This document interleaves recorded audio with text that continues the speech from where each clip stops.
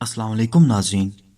ناظرین ویڈیو کو آخر تک ضرور دیکھیے گا کیونکہ اس ویڈیو میں حضرت موسیٰ علیہ السلام کے عصا کے وہ تینوں معجزات جن کا ذکر قرآن کریم میں آیا ہے تفصیل سے بیان کیے گئے ہیں۔ یہ حضرت موسیٰ علیہ السلام کی وہ مقدس لاٹھی ہے جس کو عصائے موسیٰ کہتے ہیں۔ اس کے ذریعے آپ کے بہت سے ان معجزات کا ظہور ہوا جن کو قرآن مجید نے مختلف عنوانوں کے ساتھ بار بار بیان فرمایا ہے۔ اس مقدس لاٹھی کی تاریخ بہت قدیم ہے جو اپنے دامن میں سینکڑوں ان تاریخی واقعات کو سمیٹے ہوئے ہے جن میں عبرتوں اور نصیحتوں کے ہزاروں نشانات ستاروں کی طرح جگمگا رہے ہیں، جن سے اہل نظر کو بصیرت کی روشنی اور ہدایت کا نور ملتا ہے۔ یہ لاٹھی حضرت موسیٰ علیہ السلام کے برابر 10 ہاتھ لمبی تھی اور اس کے سر پر 2 شاخیں تھیں جو رات میں مشعل کی طرح روشن ہو جایا کرتی تھیں۔ یہ جنت کے درخت پیلو کی لکڑی سے بنائی گئی تھی اور اس کو حضرت آدم علیہ السلام بہشت سے اپنے ساتھ لائے تھے۔ چنانچہ حضرت سید علی انہوزوی علیہ رحمۃ اللہ علیہ نے فرمایا کہ حضرت آدم علیہ السلام کے ساتھ عود خوشبودار لکڑی، حضرت موسیٰ علیہ السلام کا عصا جو عزت والی پیلو کی لکڑی کا تھا، انجیر کی پتیاں، حجرہ اسود جو مکہ معظمہ میں ہے، اور حضرت سلیمان علیہ السلام کی انگوٹھی، یہ 5 چیزیں جنت سے اتاری گئیں۔ حضرت آدم علیہ السلام کے بعد یہ مقدس عصا انبیاء کرام علیہ الصلاۃ والسلام کو یکے بعد دیگرے بطور میراث کے ملتا رہا،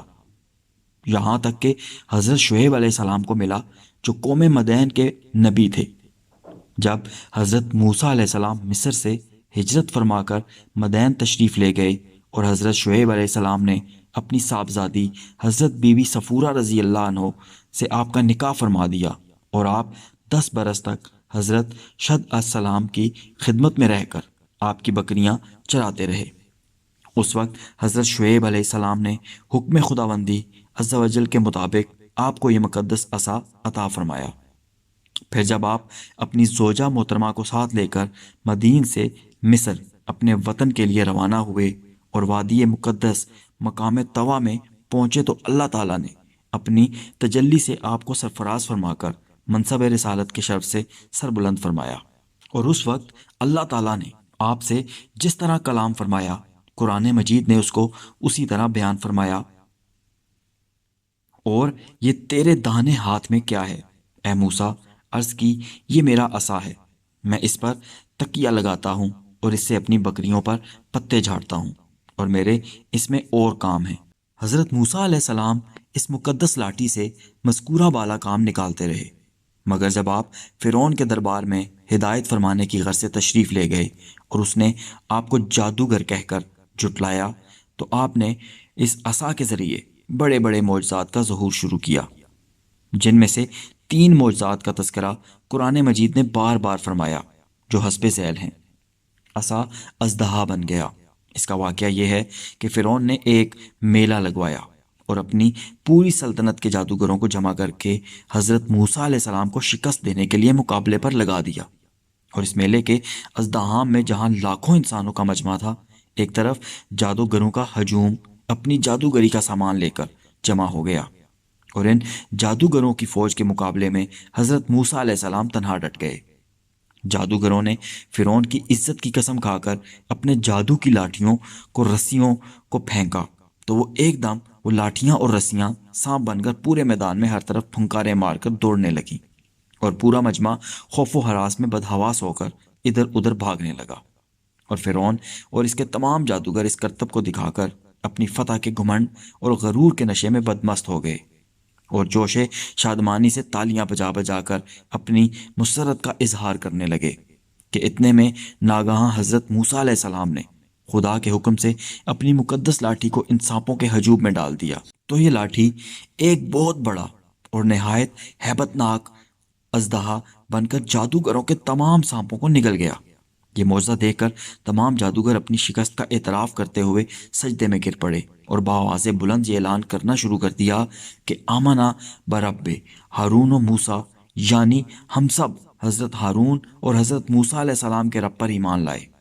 چنانچہ قرآن مجید نے اس واقعے کا ذکر کرتے ہوئے ارشاد فرمایا ہے بولے اے موسیٰ، یا تو تم ڈالو یا ہم پہلے ڈالیں۔ موسیٰ نے کہا پہلے تم ڈالو۔ جبھی ان کی رسیاں اور لاٹیاں ان کے جادو کے زور سے ان کے خیال میں دوڑتی معلوم ہوئیں تو اپنے جی میں موسیٰ نے خوف پایا۔ ہم نے فرمایا ڈر نہیں، بے شک تو ہی غالب ہے، اور ڈال دے جو تیرے داہنے ہاتھ میں ہے، اور ان کی بناوٹوں کو نگل جائے گا۔ وہ جو بنا کر لائے ہیں وہ تو جادوگر کا فریب ہے، اور جادوگر کا بھلا نہیں ہوتا۔ کہیں آوے تو سب جادوگر سجدے میں گرا لیے گئے، بولے ہم اس پر ایمان لائے جو ہارون اور موسیٰ کا رب ہے۔ بنی اسرائیل کا اصل وطن ملک شام تھا، لیکن حضرت یوسف علیہ السلام کے دور حکومت میں یہ لوگ مصر آ کر آباد ہو گئے، اور ملک شام پر قوم عمالقہ کا تسلط اور قبضہ ہو گیا، جو بدترین قسم کے کفار تھے۔ جب فرعون دریائے نیل میں غرق ہو گیا اور حضرت موسیٰ علیہ السلام کو فرعون کے خطرات سے اطمینان ہو گیا، تو اللہ تعالیٰ نے حکم دیا کہ قوم عمالقہ سے جہاد کر کے ملک شام کو ان کے قبضہ و تسلط سے آزاد کرائیں۔ چنانچہ اب 6 لاکھ بنی اسرائیل کی فوج لے کر جہاد کے لیے روانہ ہو گئے،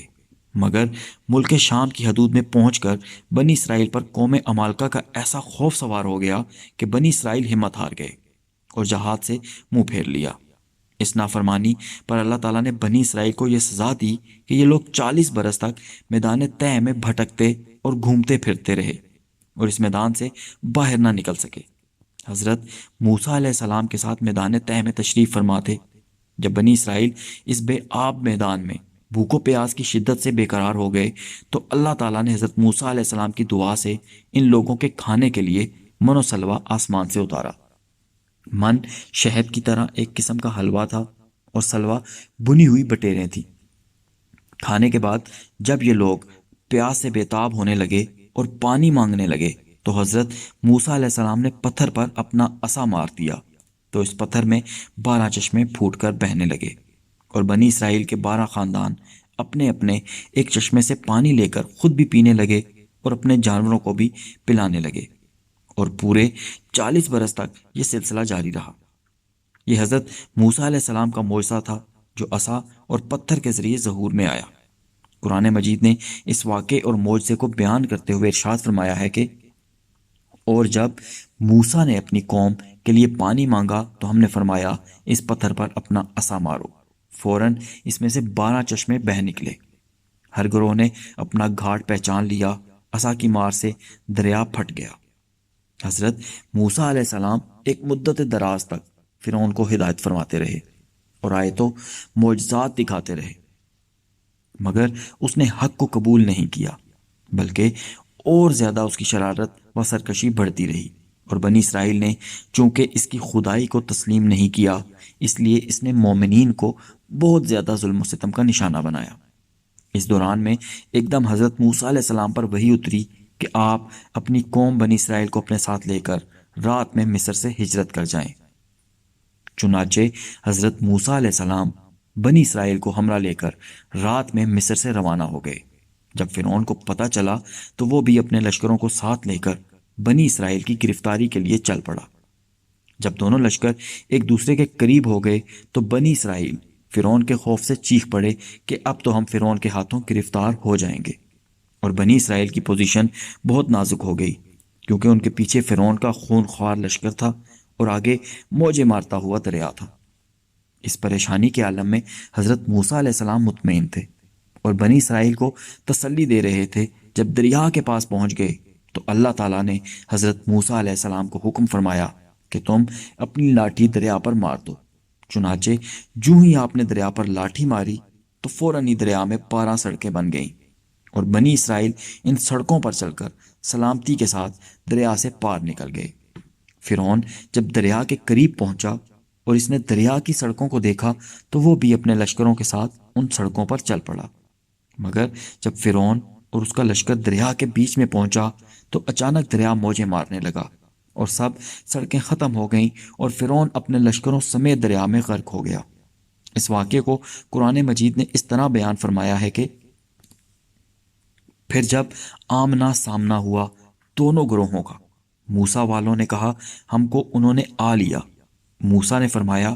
یوں نہیں، بے شک میرا رب میرے ساتھ ہے، وہ مجھے اب راہ دیتا ہے تو ہم نے موسیٰ کو وحی فرمائی کہ دریا پر اپنا عصا مارو، اور ہم نے بچا لیا موسیٰ اور اس کے سب ساتھ والوں کو، پھر دوسروں کو ڈبو دیا۔ بے شک اس میں ضرور نشانی ہے، اور ان میں اکثر مسلمان نہ تھے۔ یہ ہیں حضرت موسیٰ علیہ السلام کی مقدس لاٹھی کے ذریعے ظاہر ہونے والے وہ تینوں عظیم الشان معجزات، جن کو قرآن کریم نے مختلف الفاظ اور متعدد عنوانوں کے ساتھ بار بار بیان فرما کر لوگوں کے لیے عبرت اور ہدایت کا سامان بنا دیا ہے۔